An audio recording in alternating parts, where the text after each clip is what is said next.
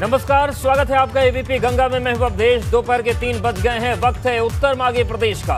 उत्तर माघे प्रदेश में आज हम बात करेंगे बयानों के उस युद्ध की जो सीएम, पीएम और राष्ट्रपति बनने की चुनौती तक पहुंच चुका है। विधानसभा चुनाव में जहां सीधा मुकाबला भाजपा और सपा के बीच चल रहा था, वहीं परिणाम सामने आने के बाद सियासत में नया युद्ध सपा और बसपा के प्रमुखों के बीच छड़ा है और चुनौतियां हैं प्रधानमंत्री और राष्ट्रपति बनने तक की।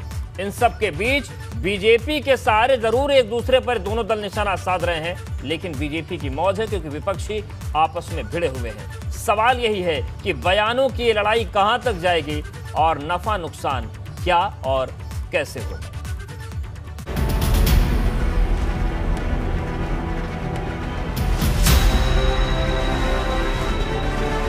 यूपी की सियासत में जारी है बयानों वाला बवाल। सपा बनाम बसपा की लड़ाई, नेता गुस्से में लाल। विधानसभा से शुरू हुई नेताओं की लड़ाई,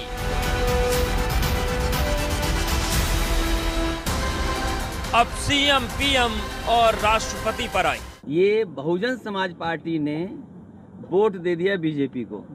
अब इंतजार इस बात का है कि भारतीय जनता पार्टी क्या मायावती जी को राष्ट्रपति बनाएंगे कि नहीं बनाएंगे। कौन है किसकी टीम ए, कौन है किसकी टीम बी। बीजेपी बहाना, एक दूसरे पर निशाना। सपा के लोग अपने राजनीतिक स्वार्थ में मुझे जबरदस्ती राष्ट्रपति बनाने का जो सपना देख रहे हैं, तो उसे इनको भूल जाना चाहिए। मैं अपनी जिंदगी में यूपी की फिर से मुख्यमंत्री बनने व आगे चलकर देश का पीएम बनने का ही सपना देख सकती हूँ, लेकिन देश का राष्ट्रपति बनने का तो सपना मैं कभी भी नहीं देख सकती हूँ। बड़े बड़े नेता, बड़े बड़े अरमान। बयानों का तूफान, सियासत में घमासान। पिछली बार समझौता भी इसी बात के लिए था और ये समझौता बना रहता, गठबंधन बना रहता, तो शायद आने वाले समय में इस देश के बहुजन समाज के लोग और बहुजन समाजवादी पार्टी से जुड़े लोग और बाबा साहब भीमराव अंबेडकर जी के सिद्धांत पर चलने वाले लोग देखते हैं कि देश का प्रधानमंत्री कौन बनता। सपा बसपा आमने सामने, भाजपा की मौज।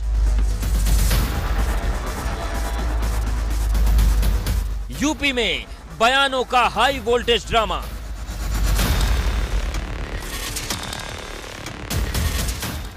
सियासत में वार पलटवार वाला तराना, उत्तर माघे प्रदेश।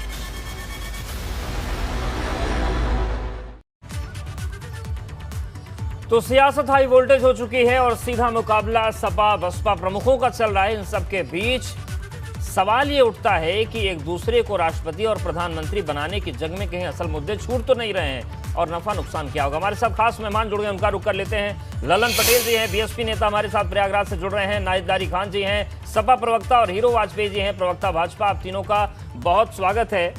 और नाहिद जी, सबसे पहले आपके पास ही आएंगे। जिस तरीके से चुनाव हो गए, सीधी टक्कर आप लोगों की भाजपा से देखने को मिली, ये टक्कर पार्ट 2 कैसे शुरू हो गई? सारा जो आप लोगों का अब बयानों की जो तोप थी, जो निशानों की तोप थी, वो बीएसपी की तरफ कैसे घूम गई अचानक?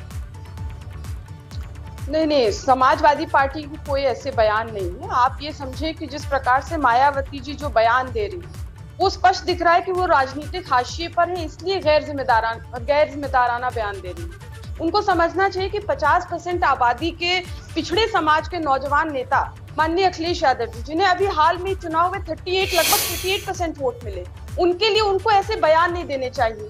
क्योंकि मायावती जी तो खुद भी महिला हैं, बुजुर्ग हैं, बड़ी नेता हैं। उनको तो नौजवानों को प्रोत्साहित करना चाहिए, क्योंकि नौजवान ही देश का भविष्य है। और अब आप ये देखिए अवधेश जी की उत्तर प्रदेश तो जल रहा है।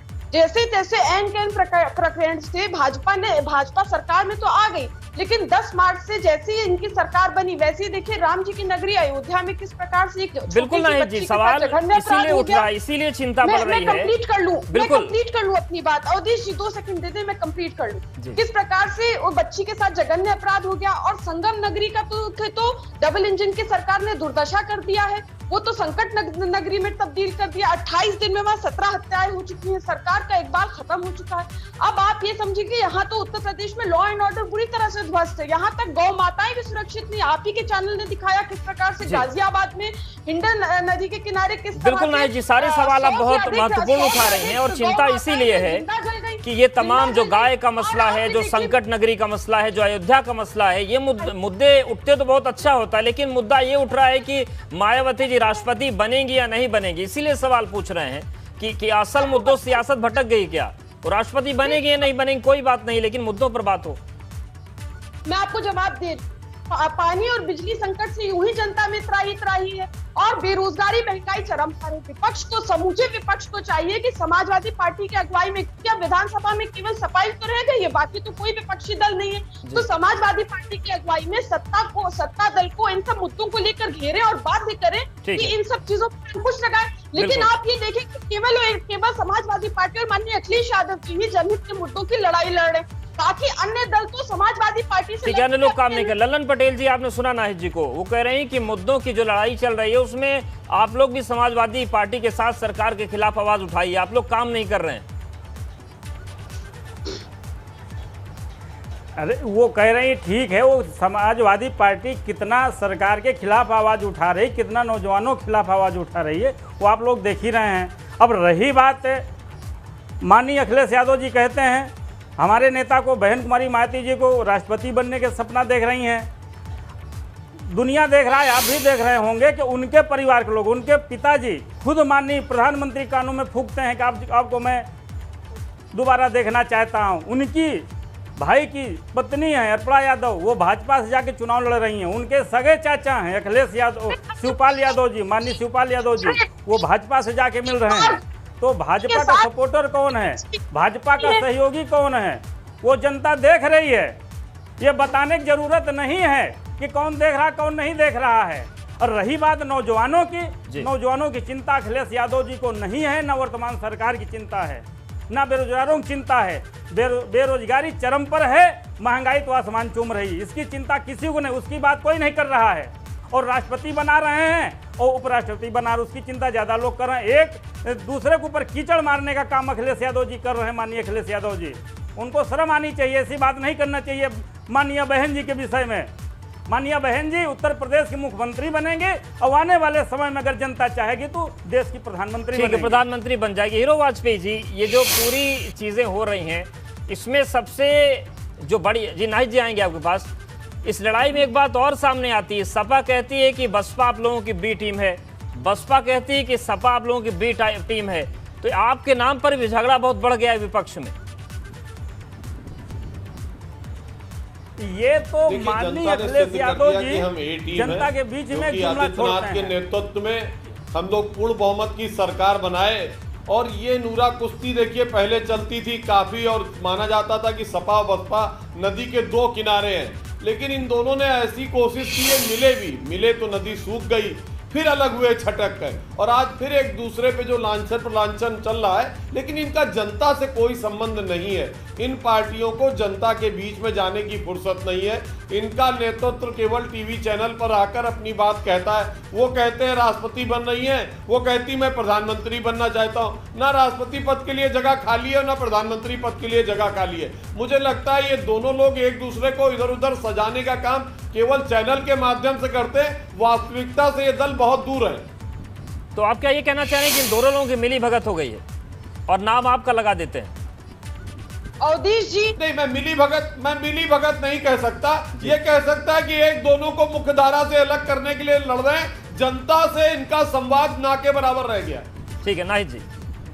अवधेश जी, अभी आप ही का चैनल दिखा रहा था कि बीजेपी की विधायक अभी चिल्ला के कह रही थी कि मूल सुविधा ना होने के कारण एक बच्ची की मौत हो गई और फर्स्ट एड नहीं मिला अस्पताल में, इसलिए बच्ची की मौत हो गई। ये स्थिति धरातल पर भारतीय जनता पार्टी की सरकार की। इतना भ्रष्टाचार है कि फर्स्ट एड तक के नहीं सुविधा नहीं है अस्पतालों में, जिसके चलते बच्चियों की मौत हो रही है। अभी बीजेपी की विधायक चिल्ला कर बोल रही थी। बिजली कटौती पर हीरो वाजपेयी कुछ नहीं बोलेंगे। जिस प्रकार से बिजली कटौती हो रही है, जनता में त्राही है, बच्चों के बोर्ड एग्जाम चल रहे हैं, बच्चे रो रहे हैं। दया करे सरकार बच्चों पर कम से कम, कि बच्चे कम से कम पढ़ ले चैन से, कुछ बन जाए जिंदगी में। बच्चों के लिए तो इनके प्रति कोई संवेदनशीलता है नहीं, जिस प्रकार से लॉ एंड ऑर्डर ध्वस्त है। और फिर अवधेश जी, आप तो स्वीकारेंगे कि पूरे भारत में अगर आप बात करें कि जो व्यक्तिगत वोट अगर किसी नेता का सबसे ज्यादा है, मैं इंक्लूडिंग मोदी जी की बात कर रही हूँ, मैं बीजेपी आरएसएस की वोट की बात नहीं कर रही हूँ, मैं मोदी जी की बात कर रही हूँ, कि जितना वोट व्यक्तिगत माननीय अखिलेश यादव जी के नाम पर है, उनके नाम पर, केवल उनके नाम पर 38% वोट मिला। और इतना वोट किसी भी नेता के पास, किसी भी नेता के नाम पर इतना वोट नहीं है। अभी आप देखिए, इसी के कारण, इसी कारणवश भले ही माननीय अखिलेश यादव जी को बेईमानी से सत्ता तक पहुंचने तो फिर नाहिद जी, अखिलेश जी को ये बताना चाहिए ना कि वो क्या बनना चाहते हैं, वो राष्ट्रपति बनना चाहते हैं, प्रधानमंत्री बनना चाहते हैं। अखिलेश जी ये क्यों बता रहे हैं कि मायावती क्या बनेंगी? उन्हें अपना वो क्लियर करें कि वो क्या राष्ट्रपति बनना चाहते हैं, प्रधानमंत्री बनना चाहते हैं। मैं आपको बता देती हूँ कि हारने के पश्चात भी समाजवादी पार्टी हार गई, लेकिन उसके पश्चात भी माननीय अखिलेश यादव जी पूरे देश के राजनीति के केंद्र बिंदु बने हुए हैं। आप इसी से समझे कि माननीय अखिलेश यादव जी की लोकप्रियता कितनी ज्यादा है कि इससे बौखला गई है भारतीय जनता पार्टी और अन्य दल भी। और रही बात प्रधानमंत्री बनने की, तो प्रधानमंत्री बनने की बात तो 2019 के चुनाव में मंच से माननीय अखिलेश यादव जी और माननीय नेताजी ने कह दी थी। और रही बात मायावती जी की, तो मायावती जी तो 3 बार जो है भाजपा के साथ मिलकर वो सीएम बनी, 2 बार भाजपा सरकार में उनके बीएसपी के लोग जो मंत्रिमंडल में शामिल थे, वो खुद गुजरात गई बीजेपी और मोदी जी के पक्ष में वोट मांगने। उसके बाद वो संभली, लेकिन फिर चुनाव हुआ और फिर एमएलसी चुनाव में उन्होंने खुलकर कह दिया कि सपा को हराने के लिए हम बीजेपी के साथ भी जा सकते। ये मैसेज पिछड़े दलितों और अल्पसंख्यकों में गया। हीरो वाजपेयी जी, बड़ा गंभीर आरोप है कि आप लोग बसपा से मिले हैं, एक दूसरे का सपोर्ट करते हैं, इसलिए समाजवादी पार्टी को बोलना पड़ रहा है। अवधेश जी 1 सेकंड और दे दो, 1 सेकंड के बाद 1 सेकंड और। देखिए, मुझे तो लगता है इन्हें मानना चाहिए कि इनका नेतृत्व स्वयं मानता है कि देश में प्रधानमंत्री आदरणीय योगी मोदी जी को बनना चाहिए था। और मोदी जी को आदरणीय मुलायम सिंह जी ने कहा भी था कि मैं दोबारा आपको प्रधानमंत्री बनते देखना चाहता हूं। और परिवार में जिस तरह का विघटन चल रहा है, आप देख रहे हैं परिवार के कई सदस्यों के बीच में पार्टी और प्रॉपर्टी को लेकर लड़ाई है। और इनके परिवार के सदस्यों की भी आस्था भारतीय जनता पार्टी में आदरणीय मोदी जी, आदरणीय योगी जी में है। तो मुझे लगता है परिवार की लड़ाई से ध्यान हटाने के लिए अखिलेश यादव जी ने वो गेंद मायावती जी के यहाँ फेंक दी कि मायावती जी की राष्ट्रपति बनना चाहती हैं। मुझे लगता है ये अपनी पार्टियों में जो विवाद चल रहा है पार्टी के अंदर, सभी पार्टियों में, उसकी वजह से ये लोग कोई ना कोई बात भारतीय जनता पार्टी के संदर्भ में करके लोगों का ध्यान उधर आकर्षित करना चाहते हैं। लेकिन भारतीय जनता पार्टी सतत रूप से विकास के राह पर चल रही है। हमें सत्ता सौंपी है जनता ने, हमें आशीर्वाद दिया है, तो हम उसको निभाने के लिए लगे हुए हैं, हम उस कार्य में लगे हैं। और ये लोग जो पद खाली नहीं है, एक दूसरे के बात या स्वयं से भी कि मैं प्रधानमंत्री बनूंगा, मैं मुख्यमंत्री बनूंगा, मैं राष्ट्रपति बनूंगा या वो बनेंगे, इस तरह की चर्चाओं को बल मिल रहा है। मुझे लगता है लोकतंत्र में विपक्ष का महत्वपूर्ण रोल होता है। इन्हें आकर जनता की समस्याओं को सामना करना चाहिए, सरकार का सहयोग करना चाहिए, और जहां कम वहां हम की स्थिति में सरकार के संज्ञान में लाना चाहिए कि कहां चीजें कम है। लोकतंत्र में विपक्ष का बहुत महत्वपूर्ण योगदान है, पर विपक्ष इस तरह का अनर्गल प्रलाप कर रहा है और आम जन की बात ना करके अपने आप को राष्ट्रपति और प्रधानमंत्री बना रहा है। नहीं जी। और जी, भारतीय जनता पार्टी को कोई जनता ने अपना आशीर्वाद नहीं दिया। सबको मालूम है कि एंड के अंतरक्षण से ये सत्ता पर काबिज हो गए हैं। चुनाव तो केवल 160 सीटों पर हुआ था। आप जनता के दिए मैंडेट का अपमान मत कीजिए। 4 चुनाव से आप हारते आ रहे हैं, आगे भी फिर दुर्दशा और हो जाएगी। भारतीय जनता पार्टी की 4 चुनाव हार रहे हैं आप। अखिलेश जी को थाली में सत्ता सौंप के दी थी, मुलायम सिंह ने बिखेर दी। 14, 17, 19, 22 कितनी जीतों को आप झुटलाएंगी नाहिद हसन जी?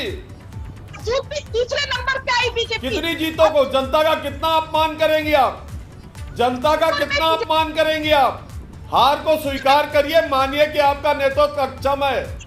मुलायम सिंह ने जो सत्ता दी थी उसे उनके पुत्र ने बिखेर दिया, अपने चाचा को ये बुरी हालत कर दी, घर परिवार के लोगों को पार्टी से निकाल दिया। इसको स्वीकार करिए। जो घर परिवार पार्टी सही ढंग से नहीं चला पा रहा, वो देश और प्रदेश क्या चलाएगा? क्या परिवारवाद के अगेंस्ट है?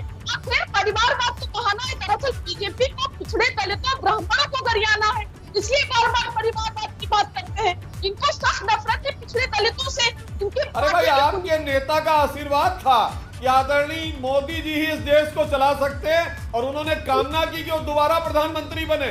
किस मुंह से आप लोग बात करते हैं प्रधानमंत्री पद की? 10% इजाफा हुआ पिछले दलित के प्रति अत्याचार का, 10% इजाफा हुआ जब से भारतीय जनता अरे पार्टी पहले की सरकार। पूछ के आया करिए भाई नाहिद हसन जी, पूछ के आया करिए कि पार्टी की ऑफिशियल लाइन क्या है। आपकी पार्टी के संरक्षक का मानना है कि मोदी जी ही देश को ठीक से चला सकते हैं और उनका आशीर्वाद मोदी जी के साथ है।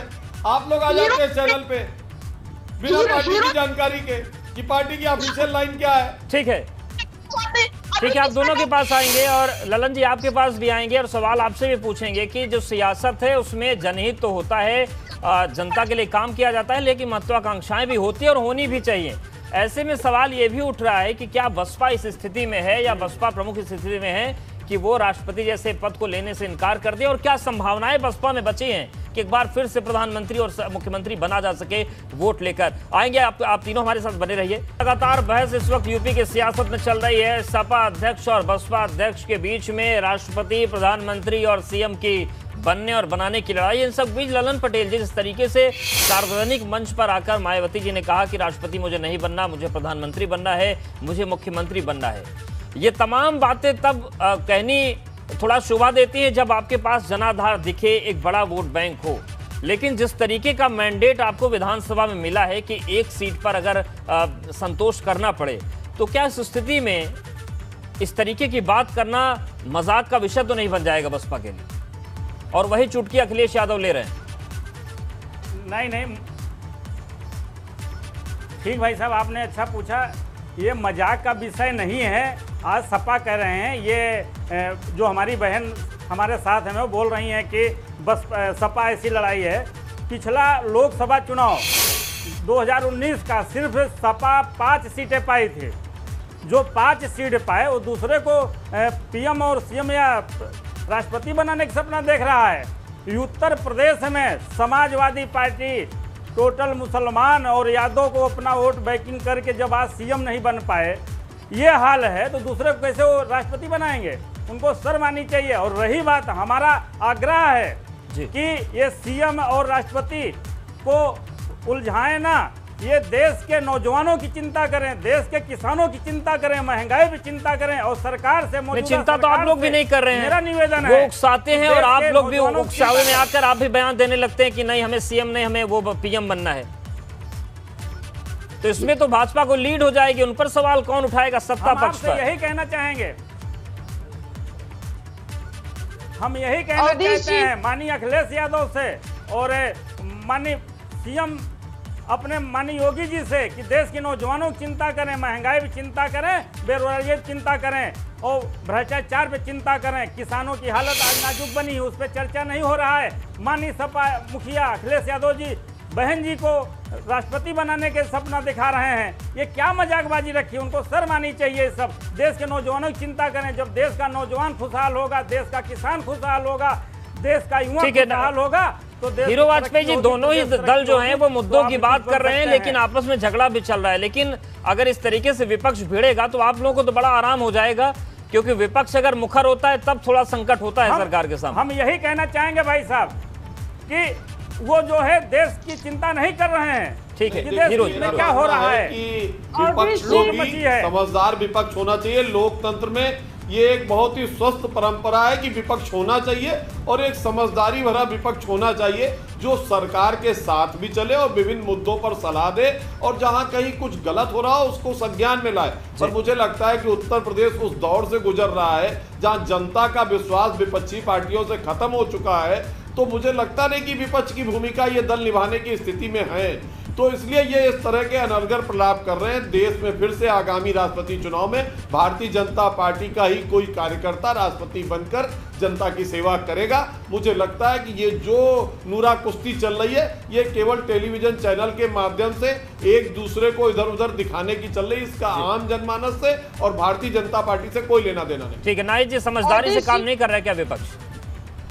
अवधेश जी, सबसे पहले तो मैं जो हीरो द्विवेदी जी ने जो बातें की अभी ब्रेक पे जाने से पहले उस पर अच्छा, उस पे मैं जवाब देना चाहती हूँ कि अरे इनको ये समझना चाहिए कि 60% जनता ने बीजेपी को नकारा है। 2017 के मुकाबले इनका केवल 2% वोट पे इजाफा हुआ। एन कैन प्रक्रिया से मात्र 41% वोट इनको मिला है और बैलेट बॉक्स में इनको 33% वोट मिला। इनकी 52 सीटें घटी हैं। वही समाजवादी पार्टी को परसेंटेज पे मत जाइए, हार को स्वीकार करिए, मानिए कि आपका नेतृत्व अक्षम है, आप सही दिशा में लड़ाई नहीं लड़ रही, आप जनता के साथ नहीं थे, आप ट्विटर से पार्टी चला रहे थे, वर्क फ्रॉम होम कर रहे थे, इसलिए जनता ने आपको नकार दिया।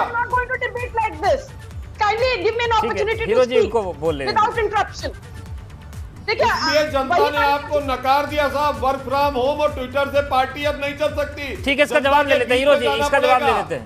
नाहिद जी, क्या वर्क फ्रॉम होम भारी पड़ गया क्या? पैदा हुए हैं चांदी की चम्मच मुंह में लेकर, ये उत्तर प्रदेश है, कड़ी धूप में, तपती धूप में जनता के बीच में जाना पड़ेगा। टेलीविजन चैनलों के माध्यम से सत्ता नहीं मिल पाएगी। अब इसके माध्यम से जो आप झूठी बातें फैला रहे हैं कि आप लोग बहुत काम कर रहे हैं, जनता बहुत समझदार है, जनता सब देख रही है कि केवल आपकी सरकार जो विज्ञापनों पर चल रही है, संपत्ति पर कहीं नहीं है। 10-10 घंटा 12-12 घंटा लाइट नहीं आ रही है और आप लोग इसी कमरों में बैठकर जो है ट्विटर खेलते हैं। और किस बात से, किस मुंह से आप बात करें?